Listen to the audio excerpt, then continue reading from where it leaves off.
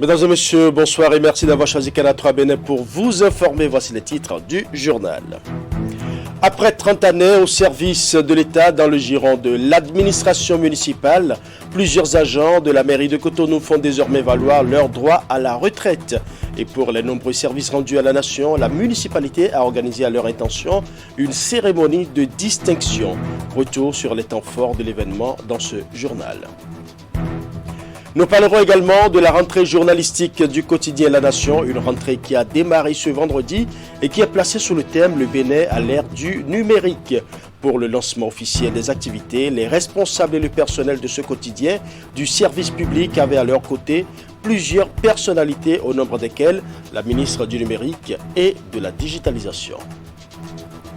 Dans le secteur de l'éducation, nous ferons un zoom sur le module de 4 salles de classe plus 2 blocs de l'Atrenaoui cabine érigée au CEG Assonnaire dans la commune de Waké.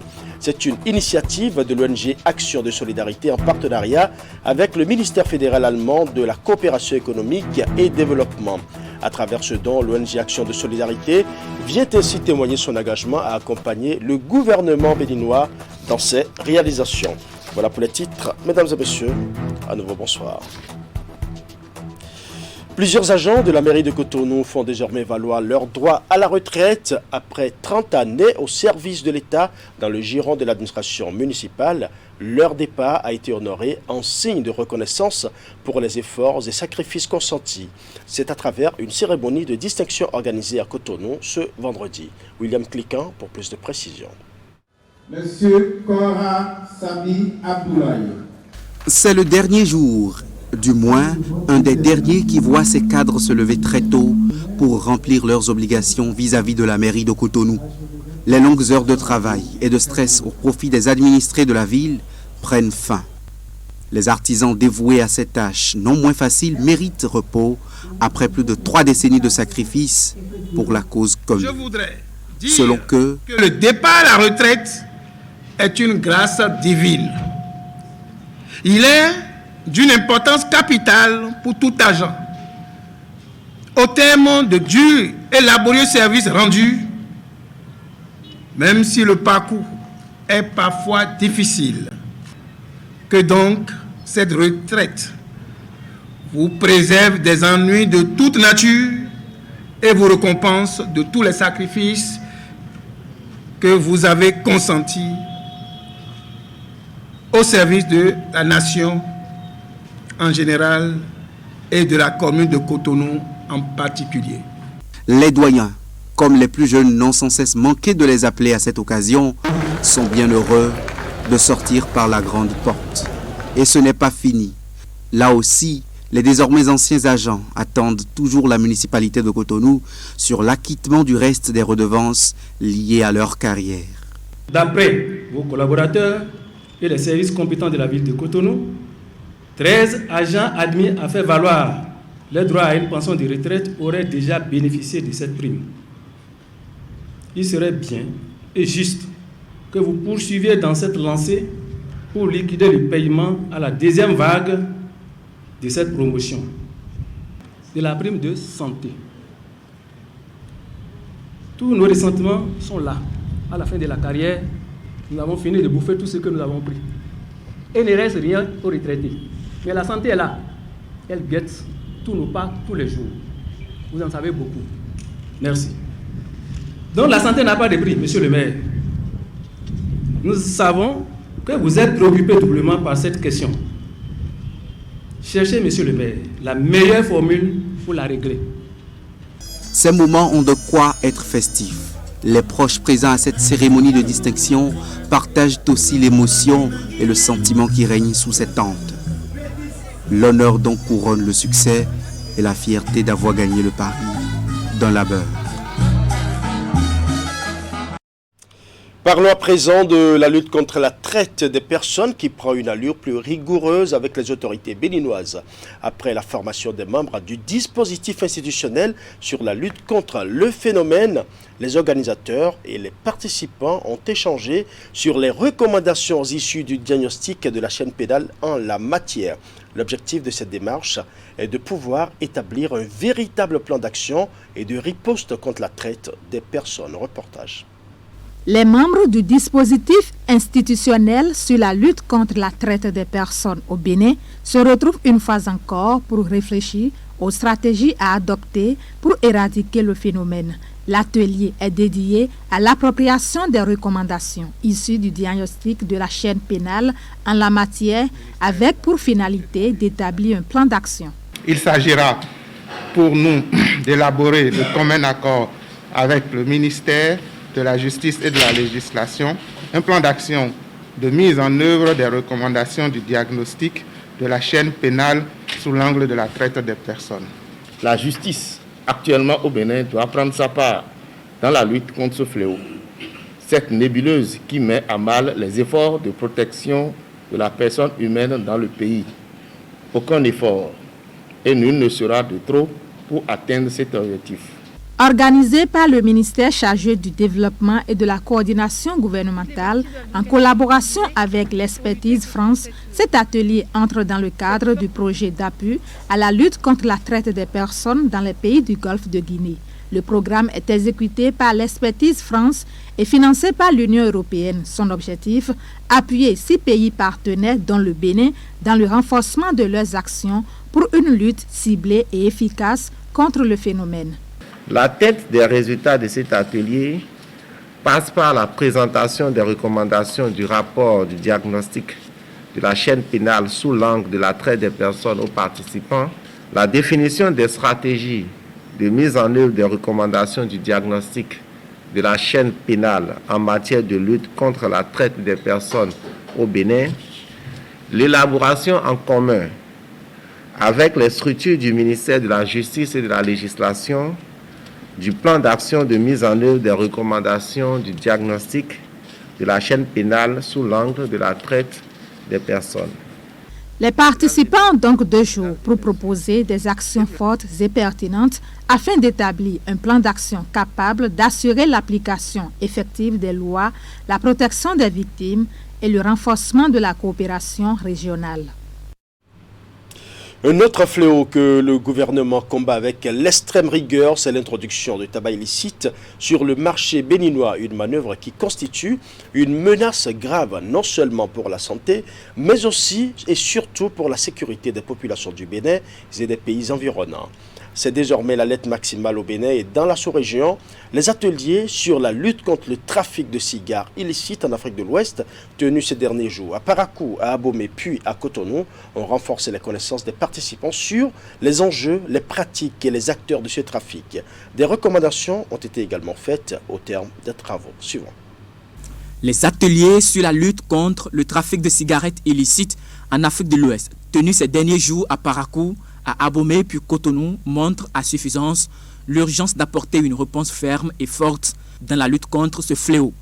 Après plusieurs jours d'ateliers, les participants au nombre de 48 magistrats, 34 douaniers, 71 officiers de police judiciaire et 6 membres du ministère du Commerce et de l'Industrie du Bénin savent tout sur les enjeux, les pratiques et les acteurs de ce trafic et son impact sur la santé, les finances du pays et sa sécurité. Au terme des travaux à l'étape de Cotonou, les recommandations sont à la taille des ambitions que les participants affichent dans la lutte contre ce fléau. Amender l'arrêté de transit afin de le renforcer et faciliter son application effective. Réajuster la loi anti-tabac pour l'adapter au contexte de lutte contre le financement du terrorisme. Réajuster certains articles du Code des douanes pour renforcer leur efficacité. Prendre les décrets relatifs à la mise en œuvre de la loi anti-tabac rénovée, élaborer un plan de travail commun à tous les services de répression afin de ramener le taux de prévalence de la contrebande au Bénin de 78% actuellement à moins de 5%. Les participants demandent que les ministres dont les agents ont participé aux ateliers puissent porter les recommandations à la connaissance du ministre de la Santé afin qu'elles soient prises en compte dans le cadre de l'élaboration des décrets qui leur incombent. Il sera mis sur pied un comité de suivi des recommandations composé des agents de la douane, de la police républicaine, des magistrats et des agents du ministère du Commerce. L'exemple du Mali et du Togo dans la répression de l'introduction frauduleuse sur le marché du tabac illicite est non seulement cité, mais sera prise en exemple pour renforcer les mécanismes de lutte au Bénin. Les doutes sont désormais levés sur la nécessité de lutter contre le trafic illicite de tabac, non seulement en raison des risques liés à la santé et à la sécurité des populations, mais également des pertes de profit pour l'industrie légale et subséquemment les pertes de ressources énormes pour nos États. Dans ces conditions, il nous faut comme un seul homme faire place aux actions vigoureuses. À cet effet, les hommes du Togo et du Mali sont suffisamment éloquents pour nous édifier et déterminer les acteurs du Bénin que nous sommes à agir. Les participants repartent avec des attestations, mais le plus important avec la certitude de ce que la menace est réelle. Mais désormais, au Bénin, plus qu'avant, une armée se dresse et se donne les moyens pour mener une lutte implacable et sans répit contre le trafic illicite du tabac. Même vaccinés, continuons à respecter les gestes barrières. C'est autour de ce thème que s'est déroulée une séance de sensibilisation initiée à Cotonou ce vendredi au profit des web activistes du Bénin. Il est question pour eux de mobiliser les populations à adhérer à la vaccination contre la Covid-19 afin d'améliorer la couverture vaccinale au Bénin. L'activité entre dans le cadre du projet de préparation et de réponse à la Covid-19 en République du Bénin. Suivant. Encore 33% de la couverture vaccinale pour atteindre le taux de vaccination visé au Bénin afin de limiter la propagation de la pandémie de Covid-19. Et pour y arriver, plusieurs associations sont impliquées dans la campagne intensive de vaccination en cours depuis le 16 novembre 2021. Cette fois-ci, ce sont les web activistes qui sont ciblés. Ceci grâce au projet de préparation et de réponse à la Covid-19 au Bénin. Il était temps qu'on vienne vers nous, nous qui portons l'information et la bonne information aux populations pour ce type d'activité parce que le coronavirus ne cesse de sévir, le coronavirus n'a pas cessé de sévir et donc il est important que nous puissions chacun en ce qui le concerne lutter pour ça. Je crois que vous êtes tombés sur les bonnes personnes et nous allons avec toute la force, avec toute l'énergie qu'il faut, vous accompagner dans cette mission qui est très noble parce qu'il s'agit de la vie de chacun de nous. Conviés par les initiateurs du projet de préparation et de réponse à la Covid-19, les web activistes venus de tous les départements du Bénin ont pour mission d'amener les abandons à prendre leur deuxième dose, de sensibiliser et de susciter les populations à adhérer à la vaccination en vue d'améliorer la couverture vaccinale. C'est une campagne qui se déroule dans le contexte actuel d'infodémie, de rumeurs et de fausses informations nécessitant l'implication de tous, principalement des personnes influentes que vous êtes en tant que web activiste. La couverture vaccinale demeure encore faible et loin de l'objectif national visé à assurer une immunité collective qui est de 60%. C'est pourquoi je voudrais vous inviter à un engagement personnel aux côtés de tous les acteurs qui interviennent dans cette phase intensive de campagne de vaccination. Avant de renvoyer ces web activistes à leur mission, des agents de santé ont été sollicités pour les outiller sur les stratégies de déploiement de la vaccination et bien d'autres thématiques. Une séance de vaccination est aussi initiée au profit des participants non vaccinés. Covid-19 toujours, une séance de sensibilisation des leaders d'opinion a été organisée dans le cadre de la campagne de vaccination contre la pandémie. Elle fait suite à une requête adressée par ces derniers au ministère de la Santé à travers l'Agence nationale des soins de santé primaires. La séance vise à outiller les leaders d'opinion sur des aspects spécifiques concernant la vaccination contre la Covid-19, notamment les rumeurs et fausses informations distillées sur la maladie et la vaccination sur les réseaux sociaux. Oula Tanoussi pour plus de précision. Les leaders d'opinion ici sensibilisés dans le cadre de la campagne de vaccination contre la Covid-19. C'est une séance motivée par ces derniers qui a reçu un écho favorable du ministre de la Santé. Il est question de renforcer leurs capacités sur des aspects spécifiques concernant la vaccination anti-Covid. La campagne se déroule normalement, mais elle a en proie à certaines difficultés. Il s'agit essentiellement d'un flot d'informations erronées, mais surtout de rumeurs. En vous réunissant ce matin, c'est surtout pour que vous puissiez accompagner le gouvernement à travailler pour que ces rumeurs, ces fausses informations puissent pas être utilisées, mais que vous puissiez trouver d'autres moyens pour sensibiliser la population, pour la mobiliser autour de la vaccination contre la COVID-19. Cela fait plus de 3 mois que la campagne intensive de vaccination contre la COVID-19 est lancée avec le soutien des partenaires dans le projet REDIC. Face aux rumeurs et étant un maillon important de la société, les leaders d'opinion ont accepté d'appuyer le gouvernement à travers la sensibilisation des populations pour susciter leur adhésion à la vaccination.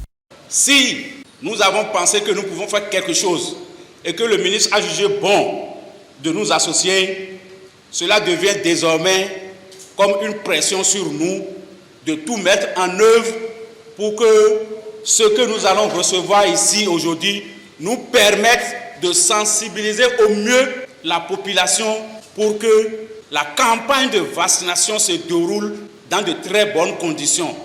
Le peuple saura désormais, à partir de l'instant où nous nous sommes aguerris, que la vaccination devient incontournable et indispensable. Malgré les efforts du gouvernement, la couverture vaccinale reste encore très faible. L'objectif étant d'atteindre 60% de taux de couverture. Mais jusqu'au 27 février dernier, plus de 2 880 000 doses ont été administrées avec une couverture globale avoisinant les 27%. Pour les responsables sanitaires, il y a encore du chemin à faire. Le défi majeur à relever pour la présente campagne est celui donc de la mobilisation des populations en vue de leur adhésion à la vaccination. C'est pour cela que je voudrais vous inviter à un engagement personnel aux côtés des équipes du ministère de la Santé afin de mobiliser les auditeurs radio à se faire vacciner. Au cours donc de la présente séance, nous allons avec vous définir les approches innovantes à mettre en place pour booster le déploiement de la vaccination et atteindre les objectifs visés par la campagne. Les travaux qui durent 2 jours sont axés sur des communications et présentations et surtout sur la cartographie des rumeurs. Les leaders d'opinion rassurent déjà le ministre de la Santé que les objectifs fixés pour cette campagne de vaccination seront à coup sûr atteints. Parlons à présent en médias avec le quotidien La Nation qui effectue sa rentrée journalistique. Un événement placé sur le thème « Le Bénin à l'ère du numérique ». Une rentrée entamée ce vendredi avec une cérémonie solennelle qui a regroupé autour des responsables du quotidien du service public un parterre de personnalités. Aux premières loges, il y avait bien évidemment la ministre du numérique et de la digitalisation. Reportage. C'est un événement inédit ici, à l'Office national d'imprimerie et de presse ONIP. La rentrée journalistique au quotidien La Nation. Effectivement, c'est une première. Nous avons fait un certain nombre de réformes au sein de notre office, notamment au niveau du quotidien national d'information qu'est La Nation, à travers, entre autres, des formations que nous avions données aux journalistes dans plusieurs domaines pour les rendre plus efficaces. Et entre autres, nous avons également créé une rédaction numérique avec des journalistes entièrement dédiés à la tâche. Ensemble, une rupture avec le passé sonnée autour d'une batterie de réformes de cette rentrée journalistique. Une rentrée thématique autour de cette année 2022, placée sous le groupe de mots « Le Bénin à l'ère du numérique ». Et donc, au cours de 2022, nous allons décrypter, passer au peigne fin, le paysage, l'écosystème numérique au Bénin, de telle sorte qu'au au terme de l'année, au 31 décembre, que l'écosystème numérique ne recèle plus aucun secret pour nos compatriotes. Il s'agira, en croire les responsables du quotidien du service public, de travailler pour amoindrir le mythe du numérique auprès des lecteurs, et ceci à travers des innovations dans les productions. Les innovations, c'est par rapport au contenu, et améliorer le contenu, l'achalander davantage, Et vous savez, c'est vrai, de notoriété, le journal La Nation est le quotidien de référence, mais il ne faut pas dormir sous ses lauriers. Il faut se réinventer et pour apporter du contenu nouveau. Notre ambition, non seulement de consolider notre position, mais de nous imposer d'abord dans la sous-région et aspirer à partir du Bénin, produire de l'information pour toute l'Afrique et pourquoi pas le monde entier. Des ambitions pour la grandeur d'un journal vieux aujourd'hui d'un demi-siècle. Mais déjà, l'autorité de tutelle semble tomber sous le charme de ce canard et de sa nouvelle dynamique. Notre paysage médiatique national change et la nation a décidé de se repositionner dans ce paysage à travers une autocritique salutaire. Il y a un célèbre poète qui a dit que les années rident la peau, renoncer à son idéal ride l'âme. On ne devient pas vieux pour avoir vécu un certain nombre d'années, on devient vieux parce qu'on a déserté son idéal. Et je crois effectivement, monsieur le directeur, que vous faites en sorte que la nation ne déserte pas son idéal. Tout comme elle, le lecteur aussi voue une admiration au quotidien La Nation. Le journal La Nation, c'est un journal très bien écrit, très bien présenté. Un journal qui, quand tu le prends dans ta main, tu sais que tu as vraiment un journal. Lorsque tu as traversé d'autres pays, que tu as vu d'autres journaux, tu te dis qu'au Bénin aussi, le journal La Nation fait beaucoup d'efforts. Des efforts à montrer aux populations au cours de cette rentrée journalistique thématique 2022. Ce cinquantenaire s'évertue d'ailleurs à gagner ses lettres d'entreprise de presse moderne au sein du paysage médiatique béninois. Il est animé aujourd'hui par un personnel fort d'une trentaine de journalistes rompus à la tâche. Les 10 et 11 mars 2022, c'est-à-dire les jeudis et vendredis prochains, les 3 ordres du système éducatif béninois et leurs partenaires tiendront un forum national pour l'accélération de l'éducation des filles. Il s'agira pour eux essentiellement de penser autrement à la situation du maintien des filles à l'école. En prélude à cette rencontre imminente, les acteurs étaient face aux hommes des médias pour mieux expliquer les enjeux et les aboutissants de ce projet. Teddy Goudalo pour plus de précisions. La question de l'éducation des filles sera à nouveau au cœur d'un forum national. En prélude à la tenue de cet événement, les acteurs à divers niveaux entretiennent les professionnels des médias sur les enjeux et surtout les résultats attendus de cette rencontre qui aura lieu les 10 et 11 mars 2022. L'histoire de ce forum remonte à 2021 à l'occasion de la revue du secteur de l'éducation. C'est vrai, au Bénin, on a fait du chemin s'agissant de l'éducation des filles, mais il y a encore des choses à faire au regard des résultats, au regard des indicateurs, au regard des échos qui parviennent aux uns et aux autres.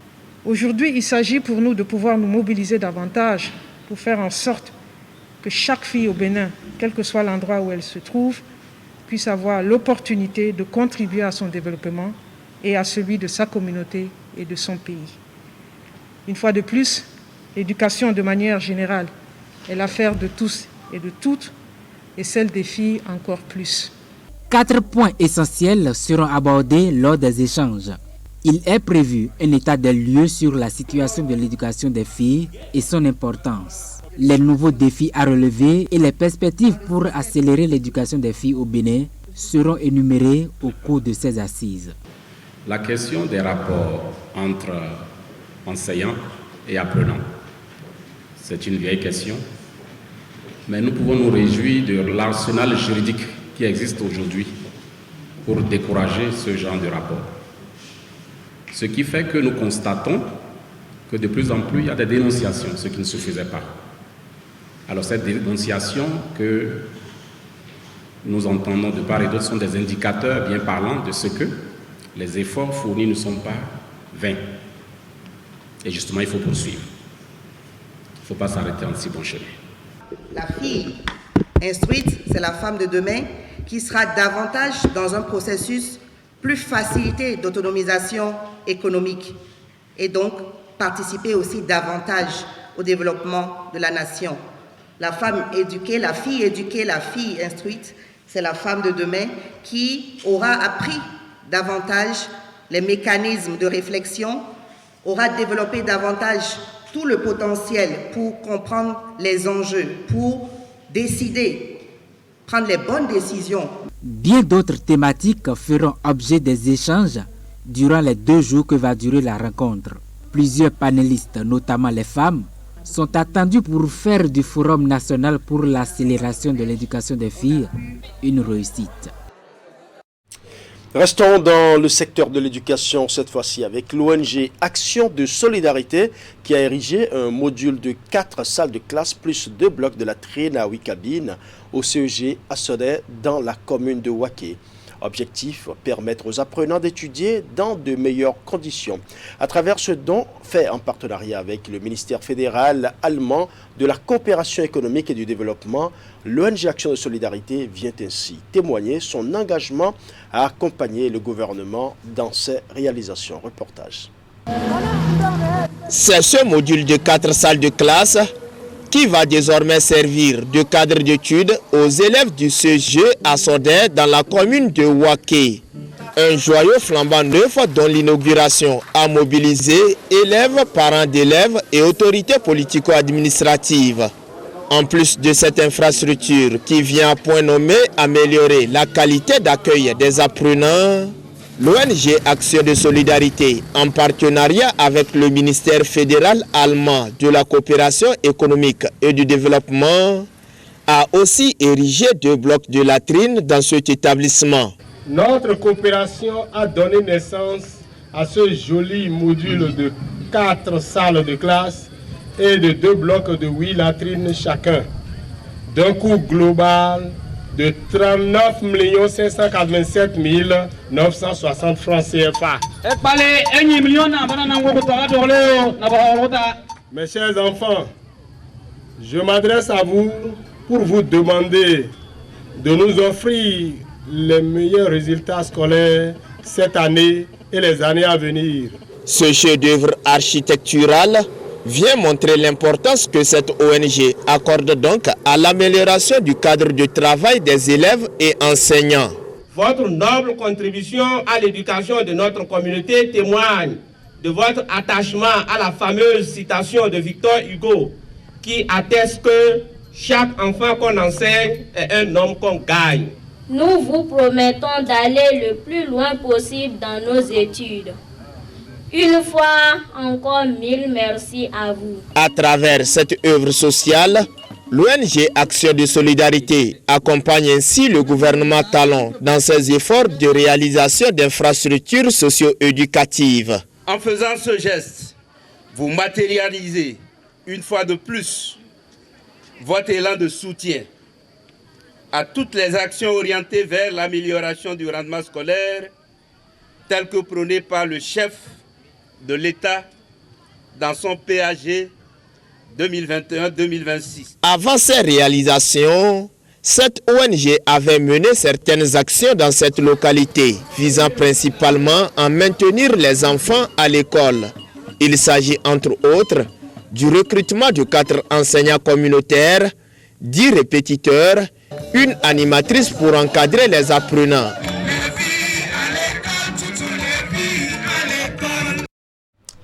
Ainsi se referme ce journal que je vous remercie d'avoir suivi. Bon début de week-end à toutes et à tous.